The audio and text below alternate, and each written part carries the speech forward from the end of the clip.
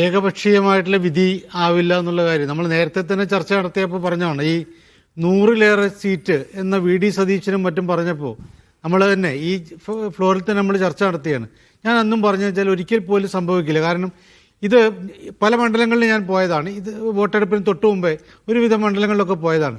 അവിടെയൊക്കെയുള്ളൊരു അതിൻ്റെ പൾസ് വെച്ചുകൊണ്ട് കടുത്ത ഭരണവിരുദ്ധ വികാരം എന്നത് ഇല്ല. അതേ സമയത്ത് തന്നെ UDFന് അനുകൂലമായിട്ടുള്ള ഒരു ചലനവുമുണ്ട്. അപ്പോൾ തരംഗം എന്ന് പറഞ്ഞുകൂടാ, സ്വാഭാവികമായിട്ടും അതുണ്ട്. പക്ഷേ ഒരു പ്രശ്നം കിടക്കുന്ന ഇപ്പോൾ ഷാബു പ്രസാദ് ഇവിടെ പറഞ്ഞൊരു കാര്യം, അത് പല BJP പ്രവർത്തകരും BJPയുടെ നേതാക്കന്മാരും പറയുന്നതാണ്. കോൺഗ്രസ് നശിച്ചു കാണുന്നു, കോൺഗ്രസ്സിന് ഇത്തവണ അധികാരം കിട്ടാതിരിക്കുക എന്നുള്ളതാണ് ഞങ്ങളുടെ പ്രാഥമികമായിട്ടുള്ള ലക്ഷ്യം എന്ന് പറയുന്നത്. അത് എങ്ങനെയാണ് പ്രതിഫലിക്കുക എന്നുള്ളത് കൂടി അറിയില്ല. അങ്ങനെ പ്രതിഫലിച്ചാൽ ബോധപൂർവമായിട്ടുള്ള ഒരു വോട്ട് ഷിഫ്റ്റ് ഉണ്ടായാൽ സ്വാഭാവികമായിട്ടും ഈ പറയുന്ന കണക്കുകളൊക്കെ തെറ്റും, ഈ പറയുന്ന പ്രവചനങ്ങളെല്ലാം തെറ്റും. അങ്ങനെ ഉണ്ടാവാനുള്ള പലപ്പോഴും ഇല്ല എന്ന് തോന്നുമ്പോൾ പോലും ഷാബുവിനെ പോലെ ഇതേപോലെ സംസാരിക്കുന്ന ധാരാളം ആളുകൾ എനിക്കറിയാം. അവരൊക്കെ കോൺഗ്രസ് ഇത്തവണ അധികാരത്തിൽ വരരുത്, ഈ വീണ്ടും LDF വന്നു കഴിഞ്ഞാൽ ഞങ്ങൾക്ക് ഇനിയും ഭാവിയിൽ വളരെയധികം സാധ്യതയുള്ളൂ എന്ന് വിചാരിക്കുന്ന ആളുകളുണ്ട്. അത് എങ്ങനെ റിസൾട്ട് ഉണ്ടാക്കും എന്നുള്ളതാണ് എനിക്കിപ്പോഴും അറിയില്ല, കൃത്യമായിട്ട് അറിയില്ല. ബോധപൂർവമായിട്ട് അങ്ങനെ വോട്ടായിട്ട് മാറുമോ ഇല്ലയോ എന്നറിയില്ല.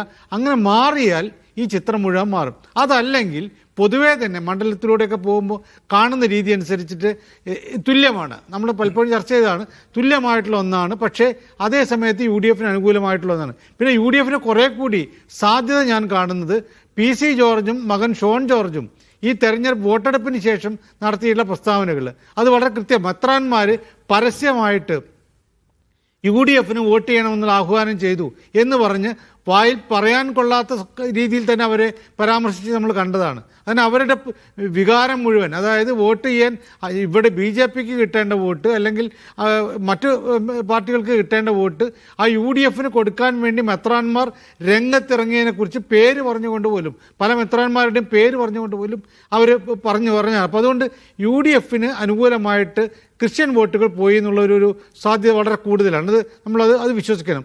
അതോടൊപ്പം തന്നെ 2021 LDFൻ്റെ മേന്മ കൊണ്ടൊന്നുമില്ല ജയിച്ചത്. സുരേഷ് എത്രമാത്രം ന്യായീകരിച്ചാലും അവിടെ നമുക്കറിയാവുന്ന പോലെ UDFനോടൊപ്പം അല്ലെങ്കിൽ ലീഗിനോടൊപ്പം ഉറച്ചു നിന്ന EK വിഭാഗം വോട്ടുകൾ പരസ്യമായിട്ട് ചില നേതാക്കന്മാർ, ഉമർ ഫൈസിയെ പോലുള്ള ആളുകളൊക്കെ പരസ്യമായിട്ട് മുഖ്യമന്ത്രിക്കും LDFന് അനുകൂലമായിട്ട് പ്രസ്താവന ഇറക്കിയത് നമ്മൾ കണ്ടതാണ്.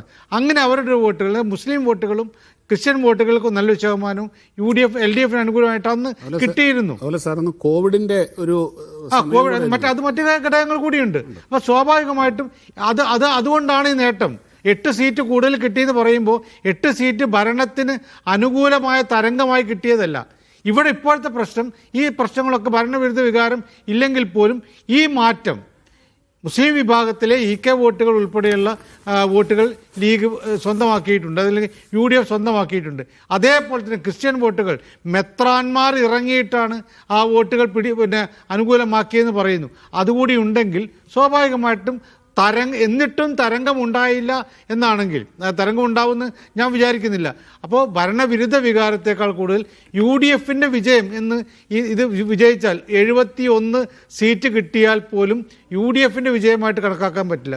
പിന്നെ മറ്റൊന്നുള്ളത് BJPയുടെ സാധ്യതയാണ്. BJP തീർച്ചയായും ഇപ്പോൾ ചാണക്യയുടെയൊക്കെ കണക്ക് വെച്ചുകൊണ്ടുള്ള അവിടേക്കൊന്നും നമ്മളങ്ങ് പോയിട്ട് കാര്യമില്ലാന്നാണ് എനിക്ക് തോന്നുന്നത്. എന്നാൽ പോലും ഒരു 2-3 സീറ്റുകൾ അവർക്ക് അനുകൂലമായിട്ട് നിൽക്കുന്നുണ്ട്. പക്ഷേ അവിടെ പോലും ഒന്നാമതായിട്ട് എണ്ണുന്ന നിയമം, ആ നിയമത്ത് SDPI, ജമാഅത്തെ ഇസ്ലാമി ഉൾപ്പെടെയുള്ള സീറ്റ് വോട്ടുകൾ, അതായത് മുസ്ലിം വോട്ടുകൾ നല്ലൊരു ശതമാനം LDFന് അനുകൂലമായിട്ട് മാറിയതായിട്ടാണ് നമ്മൾ മനസ്സിലാക്കുന്നത്. അതേ സമയത്ത് തന്നെ മഞ്ചേശ്വരത്ത് SDPI സ്വന്തം സ്ഥാനാർത്ഥിയെ പിൻവലിപ്പിച്ചത് UDFന് അനുകൂലമായിട്ടുള്ള വോട്ട് ചെയ്യാൻ വേണ്ടി തന്നെയാണ്. അപ്പം അങ്ങനെയുള്ളൊരു ഈ ന്യൂനപക്ഷങ്ങൾ BJP പേടി കൊണ്ട് അങ്ങോട്ടും ഇങ്ങോട്ടും മറിഞ്ഞാൽ ഈ പറയുന്നത് പല എക്സിറ്റ് പോൾ ഫലങ്ങളിലും 0 മുതൽ 4 വരെ എന്നാണല്ലോ BJP കൊടുത്തുള്ളത്. ആ 0-ലേക്ക് എത്താനുള്ള സാധ്യതയും വളരെ കൂടുതലാണ്. കാരണം BJPക്ക് വോട്ടില്ലാഞ്ഞിട്ടല്ല, അവർക്ക് നല്ല ബേസ് ഇല്ലാഞ്ഞിട്ടല്ല, പക്ഷെ അതേ സമയത്ത് ഈ ന്യൂനപക്ഷ വോട്ടുകൾ മറയാനുള്ള സാധ്യത,